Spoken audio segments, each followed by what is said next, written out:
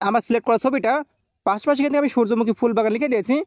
এবার যদি আমি এখান থেকে জেনারেট অপশনে ক্লিক করে দিই, সাথে সাথে আপনারা দেখতে পাচ্ছেন আমাদের সেই ছবিটার ব্যাকগ্রাউন্ড সূর্যমুখী ফুল বাগান হয়ে গেল।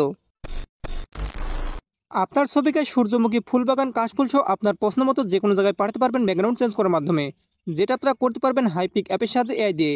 তার জন্য সর্বপ্রথম আপনাদের ফোনটিতে হাইপিক অ্যাপটি প্লে স্টোর থেকে ইনস্টল করে নেবেন। তারপর এখান থেকে ওপেন অপশনে ক্লিক করে দেবেন। ওপেন করে দেওয়ার পর যে সমস্ত পারমিশন চাবে অবশ্যই পারমিশন অ্যালাউ করে দেবেন।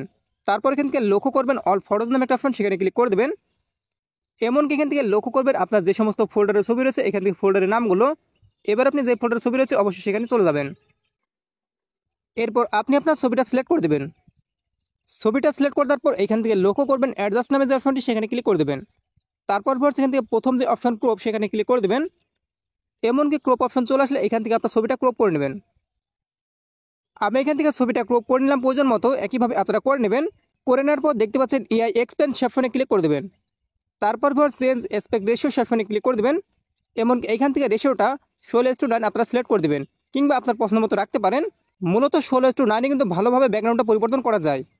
সাবস্ক্রাইব করুন আমাদের চ্যানেলটি, পাশের বেল আইকনটির উপর ক্লিক করে অল সিলেক্ট করে দিন পরবর্তী ভিডিওর নোটিফিকেশন সবার আগে পাওয়ার জন্য।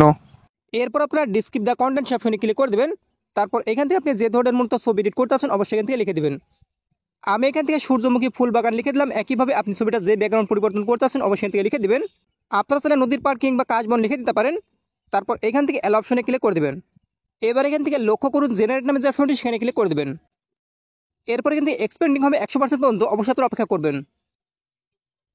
সাথে সাথে দেখতে পাচ্ছেন আমাদের ছবিটার ব্যাকগ্রাউন্ড পরিবর্তন হয়ে সূর্যমুখী ফুলের ব্যাকগ্রাউন্ড হয়ে গেছে, যেটা কিন্তু দেখে বোঝার উপায় নেই এটাই দিয়ে তৈরি। এইখান থেকে আপনার 3টা ছবির রেজাল্ট দেখতে পাবেন। আপনার পছন্দ মতো যে কোনোটার উপর ক্লিক করতে পারেন। এরপর এখান থেকে অ্যাপ্লাই অপশনে ক্লিক করে দেবেন। তারপর টিক অপশনে ক্লিক করে দেবেন। এমনকি ভার্সে বা ছবিটা আপনার ফোনে সেভ করার জন্য উপর দিকে লক্ষ্য করুন এক্সপোর্ট নামে যে অপশনটি সেখানে ক্লিক করে দেবেন। এমনকি দেখতে পাচ্ছেন পিকচার সেভ,